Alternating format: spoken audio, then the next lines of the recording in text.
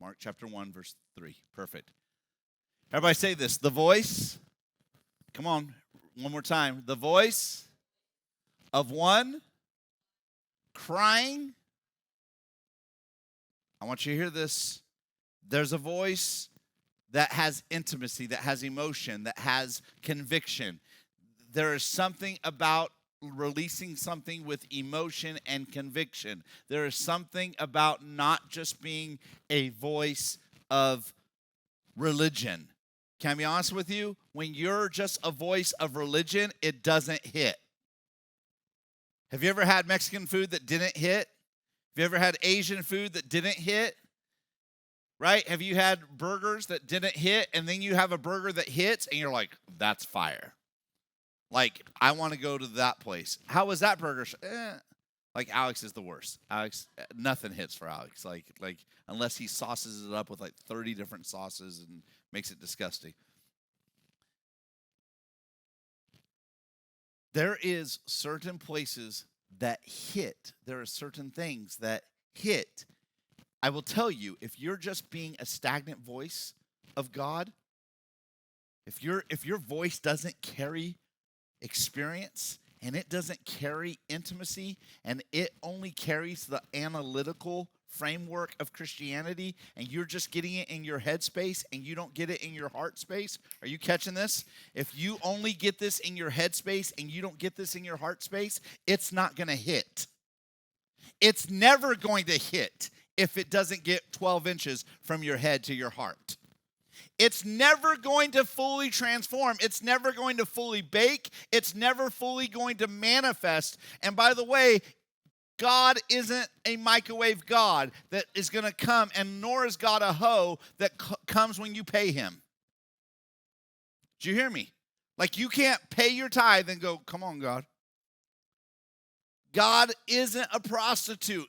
You can't give fake love. And here's the thing, Chachi, is you can fake me out. You can fake me out, but you can't fake God. You can't fake intimacy with God. You can fake intimacy with each other. You can fake, I'm all in with each other, but you can't fake. When your head hits the pillows and your eyes close, you know whether you've given everything to God. You know whether there's real intimacy with you and God. And I'm telling you, if you're going to be a voice that is effective and not a voice that's annoying, write that down. Pull up your cell phones and write that down. Do I want to be a voice that's effective, or do I want to be a voice that's annoying? Because many people are an annoying voice. There are few people that are an effective voice. There are many people that bellyache. Have you ever heard a person talk about the problem and the problems and the problem and the problems and the problem and the problems? But then you ask, what are you doing about the solution? What do you carry in the point of transformation? By the way, make that your next point. I'm going to tell you a story real fast on this as well. I'm in storytelling mood today. Literally, the Holy Spirit spoke to me and said, tell the people to get out a blanket. You're just going to tell stories. What's that? It's a perfect weather, right? Let's all cozy up, and I'm going to tell you stories. I'll turn on the fireplace, and we'll just sit around. So listen. Transformation is a huge deal, but it's a terrible deal. I talked to a lady this week that I feel like the Lord's going to bring a new breath.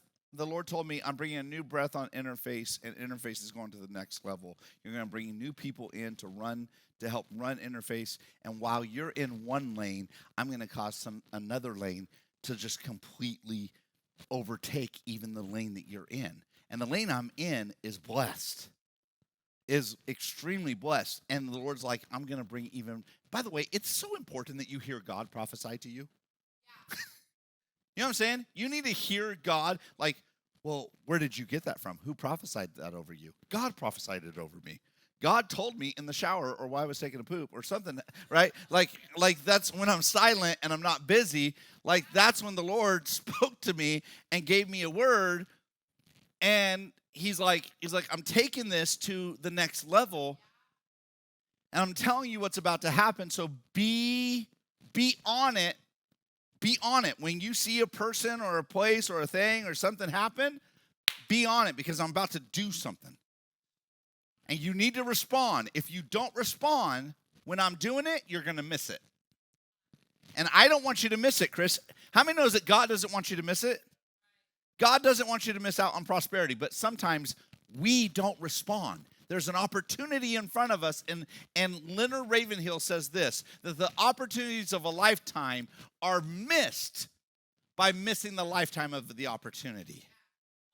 I'm going to say that again. Opportunities of a lifetime are missed by not executing during the lifetime of the opportunity. So the opportunity has a shelf life, and if you let it go by and you don't hit that, remember I said there's things that hit. And by the way, that's a prophetic word for some of you today. There are some things that are supposed to hit, and they're not hitting. It's because you're delaying executing.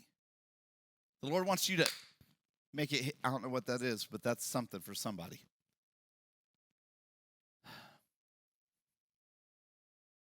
So I was on the phone with this lady for interface, and I started giving her my testimony because she's from Bethel, and I told her that I'm an apostle, and I'm not just an apostle, but I'm an apostle of transformation. And she goes, oh, that's powerful. I said, you would think.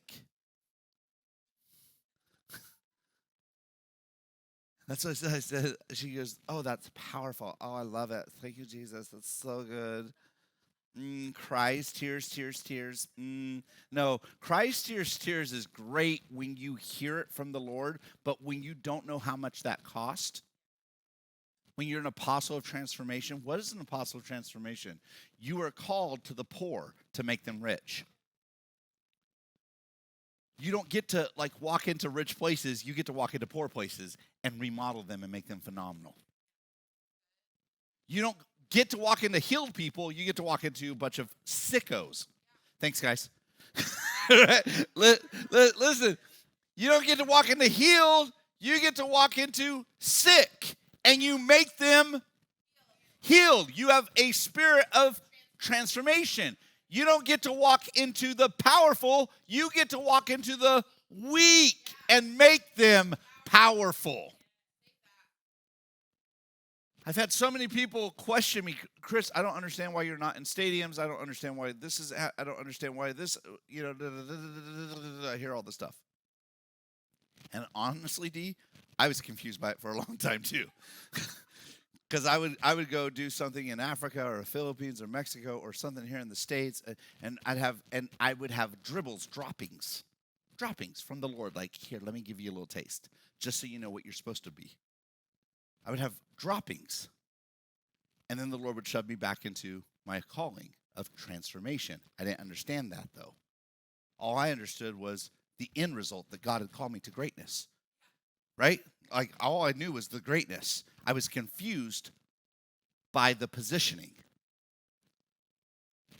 You should write that down. The calling is different from the positioning. Joseph was called to be the head. Do you remember that? Joseph, who became the prince of Egypt, he was called to be the prince of Egypt. He was called to be a head. What happened to Joseph's story? His brothers, his friends, his bros threw him in a pit. Here I am called to be the head, and my own church throws me in a pit. My own family throws me in a pit. My own culture, Mexican, Asian, black, white, throws me in a pit. Here I am called to be at the top, and I feel betrayed by everybody who's thrown me in a pit. And then I go in the pit, And I think, okay, finally, someone's going to allow me to be their slave in a palace. So this must be the palace. I get to be a slave in the palace because I don't believe God's in a good mood. So at least I can be a slave in a palace. I saw the palace as my prophetic word, so maybe I'll just be a slave here in the palace. And he was a slave in a palace, and the queen of the palace came after his junk. She wanted to have an affair with him. She wanted to hook up with him. And he, being a man, was like, no, I'm not going to betray my master. I'm not going to betray anybody. And even in his time to do what's right, when he thinks I should get promoted for doing what's right, you know what he gets for doing the right thing? Prison. The master sends him to prison. Hold on, you got to get this. He did the right thing by saying, God called me to go to the palace, and his boys throw him into the pit. He does the right thing by not hooking up with the master's wife. I mean, hooking up, right? Doesn't do it and goes to prison. I just don't feel like God is like really for me. Like, I know I saw this picture of the Lord sending me to the palace. Right? But God's a liar. And God doesn't understand what I'm going through. And it was a pit and it was a prison. I'm preaching. So, it's not fair. It's not right. Neither one was right, but can I tell you something? Neither one was God. God never threw Joseph in a pit. God never threw Joseph in a prison. And you know what your bad doctrine's going to say? You know what bad doctrine says? God allowed it. Why didn't God do something? No, you don't get to play that card. You know why you don't get to play that card? Because I don't get to play that card. Nobody gets to play that card. God has called all of us to be powerful. All of us. And you know what happens? Is people choose not to be powerful. They choose to be wicked at times. And by the way, what side of the fence do you play? When you have the opportunity to bail somebody out or to let them go into prison, are you being a deliverer? Are you getting involved? Are you putting yourself in risk? When you have the opportunity to pull someone out, are you pulling them out, or are you like, I don't want to get involved? Because somebody should have got involved with Joseph, but nobody got involved. God was probably talking to some people to say, hey, get involved. I want to help my boy out. Nobody was listening to God for Joseph. No one was being a what? What's my message? No one's being a voice. No one was being a voice to speak into Joseph being betrayed. No one was being a voice. No one was holding influence. No one was doing it. This was not God doing it. This was people doing it. To a guy who was called to a palace.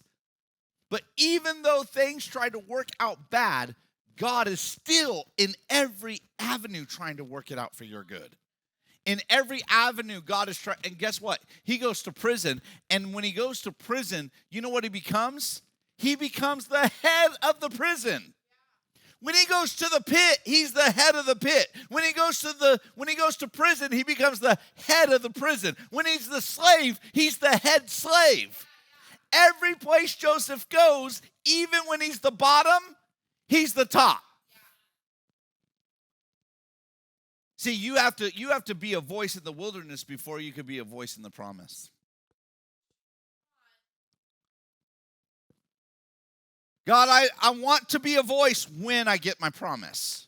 I'm not going to be a voice now, because now the logistics don't work out. Right now, the money's not there. Right now, the relationship's not there. Right now, the ministry's not there. Right now, it's too far. It's too costly. It's too this. It's too that. It's too boring. It's too this. It's in a guy's house. Right? Right? Like right now, it doesn't make sense. But Lord, when you give me all the things, Jesus, I'm going to do it all for you, Lord. No, it's not. If you can't be a voice in the wilderness, you won't be a voice in the promise. You won't, can't. You know why? Because you don't have what it takes. You don't have the skin. You don't have the skin, the fortitude. Because if you think that it's easy with 100 people, wait till you got 1,000 problems. I meant people. Listen, if you think it's bad when there's 25 people, wait till there's 300 problems. I mean people. I keep saying the same mistake on purpose till you catch it. If you can't handle the 4 people in your life, you won't be able to handle the 100 problems that come to your life. You won't be able to handle the 1,000 problems, people. If you can't handle the one problem, man, woman, in your life, if you can't handle the one problem, man, one problem, woman, one problem, child, if you can't handle the one problem, work, if you can't handle the one problem, money, if you can't handle the one problem, savings, if you can't handle the one problem, worship, serving, doing video, if you can't handle the one problem, playing the drums, if you can't handle the one problem in your doing media, if you can't handle the one problem, you're not going to be, if you can't walk in the desert place, you're not going to walk in the promised place. Because it's bigger than just this. Yeah. God for you is much bigger, and this is amazing, and this is powerful. You change the sound in the room. The one thing that you do by being here, you are changing the sound in the room. You bring a momentum, you bring a stirring. There becomes a community of unity. Right? By every single person playing their one role, chipping in with that one laugh, with that there's a release of your voice. And you're getting sewed into, and it's coming into the fabric of your being so that you can be more than you were when you walked through the door. I'm telling you right now, every single person, I am sewing gold on me. That word you gave me, I'm sewing gold threads in their lives right now. Because silver and gold have I none, but such as I have, I can give that. And what the Lord said is I have the gold thread that's coming through that lineage blanket, and you are part of my lineage. You are my fam. Are you hearing me? If you're in this room, you're my family, and I'm sewing the gold into you. Now, if you take all the gold and out of you when you leave, that's not my bad. I'm sewing in. And by being in this room, you are allowing the gold of heaven to be sewed into the fabric of how you think, the fabric of how you feel, the fabric of how you process. God is sewing through my mantle of apostolic transformation something that was powder into gold. Nope, I meant powder, like nasty, like poop. Like poopy thinking into gold thinking. Poopy feeling? Thank you for correcting me, though. Everyone's like, oh, no, let me help you out with that color. No, I wasn't doing a color. I was doing a gangster saying, pooter. Your pooter stinks. You don't know. Never mind. I'll keep going. Let's go. Go back to Mark. Thank you. I got here. So the voice of one, we didn't get past the word what?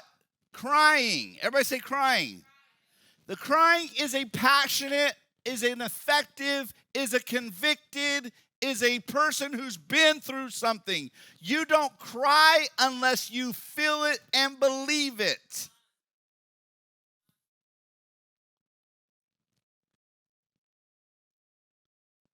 Tell me the last time you just wept like a baby. What was the thing that happened? When that happens and you weep, there is something so authentic and so real happening with you that can change everything.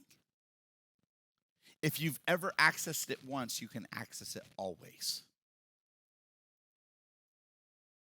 Catch this. If you access it once, you can access it always. Share this with you. This is a big thing for me. Is the Lord spoke to me and said, Chris, remember this time of trauma? And I was like, yeah. He was like, the reason why you were able to, and like I ugly cried. Like I was like snot like going into my mouth. Like, right? I ugly cried. It's not going in my mouth. The Lord's like, you've tried to block that from ever happening because of the pain that was attached. He's like, what I'm going to renew in you is not going to be a painful cry. It's going to become a joyful cry. You've always attached, because of the tragedy that you hit, you've always attached to losing it emotionally to a trauma. I'm going to give you, what does the Bible say? I'm going to give joy for mourning. I'm going to give you joy for, have you ever watched a movie where something happens and it becomes the happy ending that you resonate with, and you're like, ah! Right? Because it's the ending. You were like, if it could only happen for me the way it happened for the, right? And the saying becomes, only in the movie. We become grumpy, only in the movies. This only happens in the movies, right? If you don't become emotional, you are not having the voice that you were called to have. A voice of one crying. Bless you.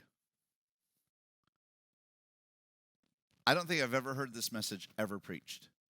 I don't think I've ever heard someone preach on the value of getting emotional, the effectiveness of getting emotional, that you actually become a voice of transformation because of your emotions. Now, is your emotions set with joy, or is your emotions set with trauma? There's the question. Because a lot of us in the room was like, oh, thank God, I can be crazy. No, you can't be crazy. That's not the message. Like, we already have a bunch of churches with a lot of crazy going on, right? They're all emotional, but it doesn't come from a place of healthiness. The emotions come from a place of, let's go get them. All the Satanists. We're going to judge all the homos. And we're going to kill Satan. And it sounds like redneck church. Not joking. Doesn't sound like joy. Doesn't sound like love. Doesn't sound like peace. Doesn't sound like, do you have that list? Bring that list up. It should be there. Look at this. Take a picture of this with your phone. If you weren't here last week, that's a different picture. It's a little dark for me. Do you have it? Poor Jasmine's. The next one. Next one. Should be the next one that says, oh, no, actually, you're good. You're good. We could use this one. Take a picture of this one. If you didn't get this last week, take a picture of this one. It's good. If your emotions are not based in love, peace, and joy, which, by the way, needs to become your character. This should be not what you do. This should be who you, come on. Love, joy, and peace should not be what you do. It should be who you are. Kindness, gentleness, and goodness should be your maturity. Oh, I ain't going to be kind right now. Yeah, because you're immature. Are you hearing me? Stop looking at me all crazy. Listen, kindness, gentleness, and goodness is a choice that flows from your character. This is the Bible talking about the fruits of the Spirit. By the way, I didn't just come up with these 9 really cool things. This is actually in the Bible. Okay?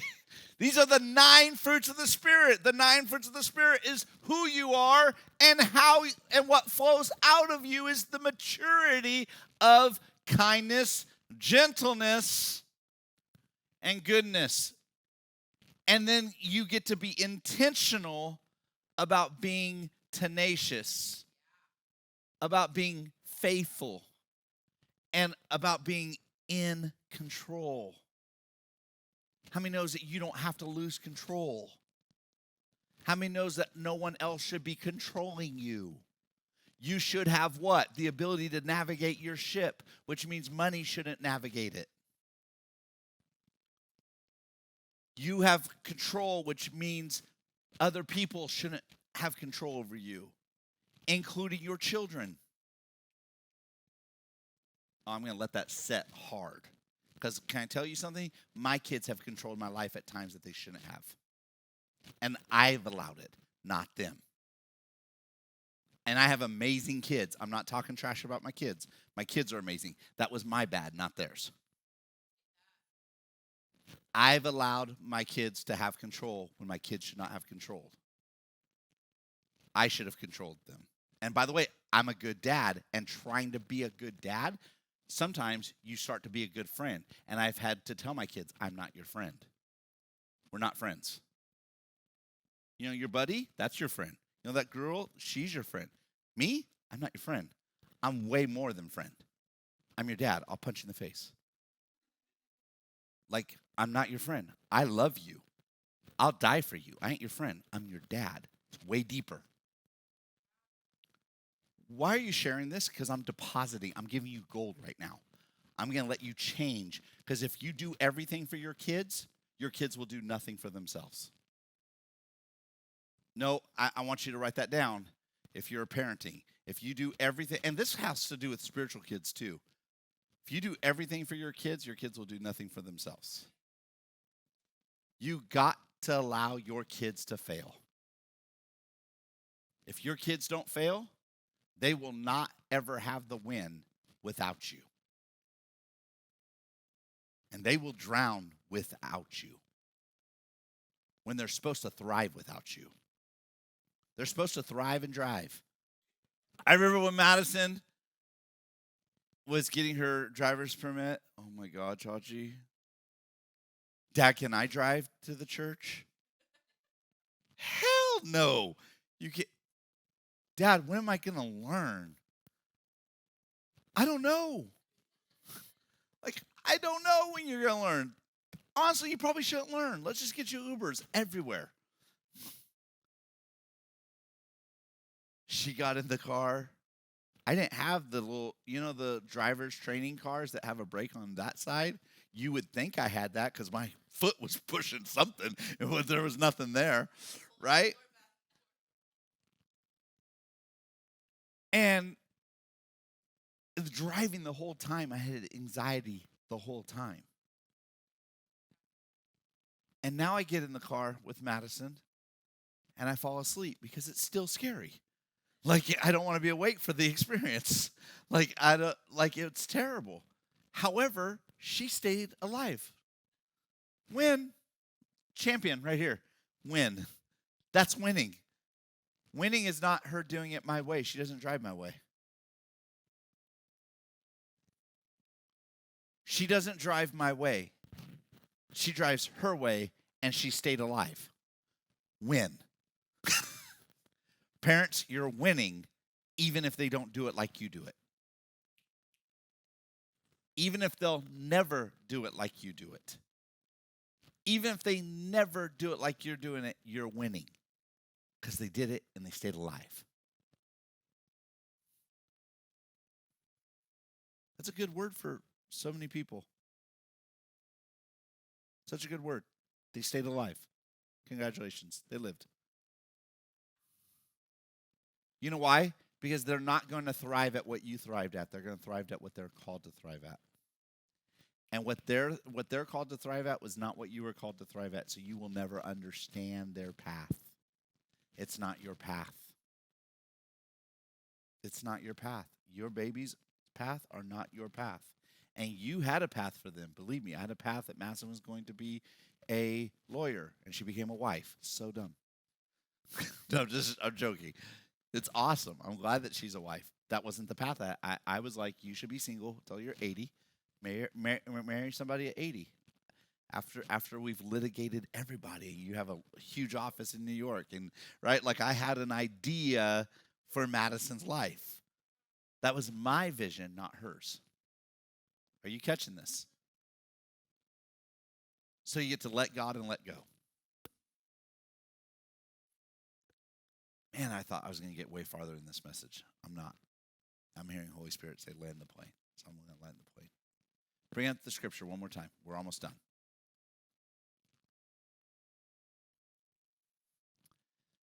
So the voice of one crying in a wilderness. Let me tell you something. Just because you're standing in the wilderness doesn't mean the promise isn't coming. You got to get your W in the wilderness. You got to get your win in the wilderness. Bring up the picture one more time. And your win in the wilderness, can I tell you when you know that you have a win in your wilderness? You want to know when you have a win in your wilderness? When you're ready for the promise? When you're in the wilderness and you look like this. When you're in the wilderness and it's nothing is where it's supposed to be. You haven't came into your fullness. But you receive the wilderness. You're like, I'm here. And I'm so happy to be at the house. I'm not waiting for the next building to be happy. I'm not waiting for the next job to be happy. I'm not waiting for the next relationship. I'm not waiting for the next ministry. I'm right now. Well, yeah, but when are you going to do this? And when is this going to happen? When's that going to happen? And that's the torture of Satan over your life. That's the torture of darkness, is all the things that aren't happening, and when and where and how and this and that. And well, you're running out of time. You're getting old. You're getting wrinkly. You're getting flabby. You're getting, all the things.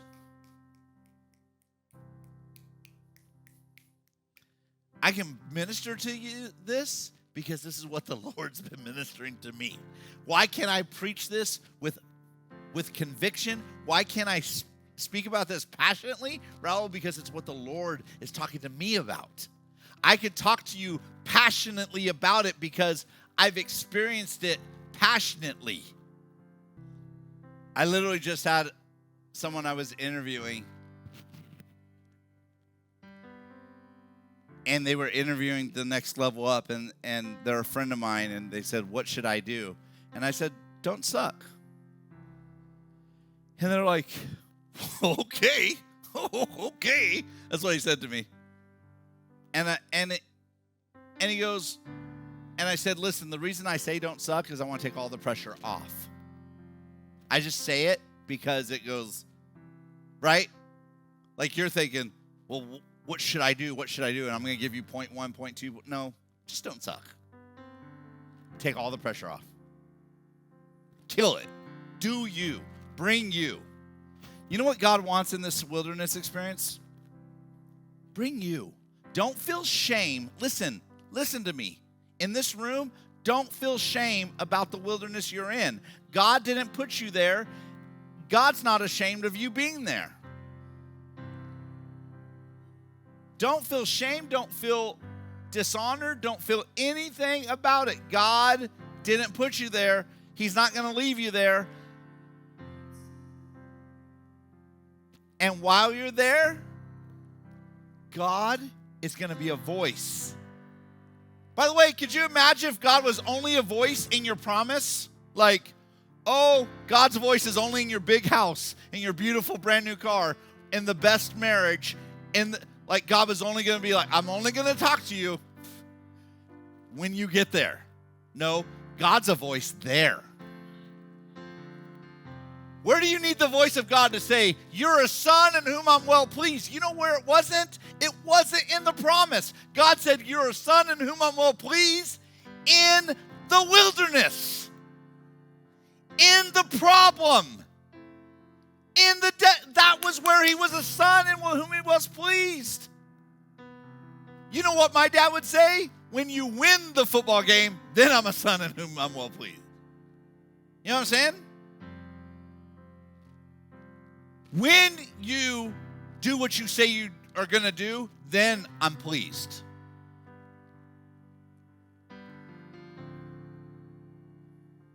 Many of us are that voice as well. We're only pleased with people when they do what they said they are going to do. You know when God said, you're a son in whom I'm well pleased? Not when he was doing what he said he was going to do, but when he was willing to do. You know what this is? This is the willingness to do. This wasn't the completion. Oh, are you catching this? When are you going to be willing to sacrifice it all? When are you going to be willing to be the spirit of transformation that is willing to go to the poor and make them rich? Willing to go to the sick and make them healed? Willing to go to the bound and make them free? Willing to go to the weak and make them strong? That's what you do every single day. You go to weak women. They got some weird booties. You train those booties to get strong. Right? Isn't that what you do? I ain't lying. That's what you do. You take things, spirit transformation on your life. Make them better.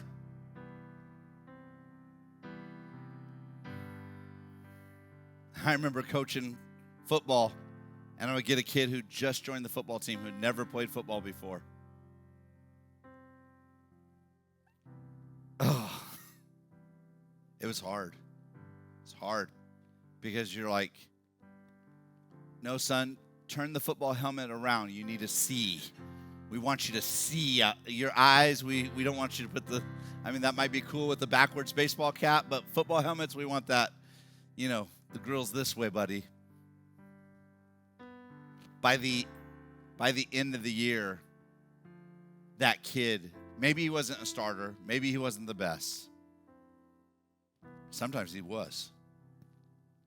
We made him a football player.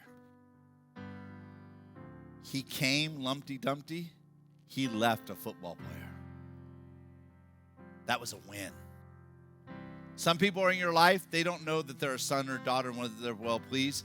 And you have not been a voice because you are not passionate. You are not convicted. You don't believe it. You don't even believe in the promise. You don't believe in the promise. You're not intimate. All the things. What is today about? Today is about acknowledging where you are and acknowledging that God's good with it. He's not good with you staying there. He wants more for you as long as you want more for you. If you don't want more for you, he doesn't want more for you either. If Jesus would have been like, I just want to stay in the desert, God would have been like, okay, then I love you in the desert. But if you're willing, I'll take you to the cross. If you're willing, I'll take you to the cross. Why would I go to the cross? Because if you'll go to the cross, I'll resurrect you and I'll make everybody powerful. That's what he saw. He's like, I can make everybody powerful. I can get them all forgiven. I can get them all delivered. I can bring transformation for all of them. Look at that excitement. Do you see Jesus like that about your life? Because I'm telling you, he is. That's what he looks like about you. When he thinks of you, he's thrilled. You maybe have never seen the Lord look like this, but this is what he thinks of. You're like, no, if you knew what I'm doing, if you knew where I was, if you knew the people if you knew. No, you don't know. The guy's coming through the door and you're screaming like, ah! And the Lord's like, stop, it's me. I'm excited about you. And you're thinking, no, the Lord would be terrified with me. The Lord would be so ashamed of me. The Lord would, no, this is what he looks like. You hear it wrong. You see it wrong. I'm telling you, you got it wrong. You got it wrong. If you don't see this as how the Lord thinks of you and looks of you, you got it wrong. He wants you to be a voice in the wilderness because there's a lot of people that need love and peace and joy and kindness. Exactly where you're at every single day, they need something from him. And you know what? You can hear God when they can't. You're hearing him right now. You're feeling him right now. You're getting gold right now. You get to bring that warm blanket everywhere. You get to be a voice. You don't have to be. You get to be. Stand with me. Come on.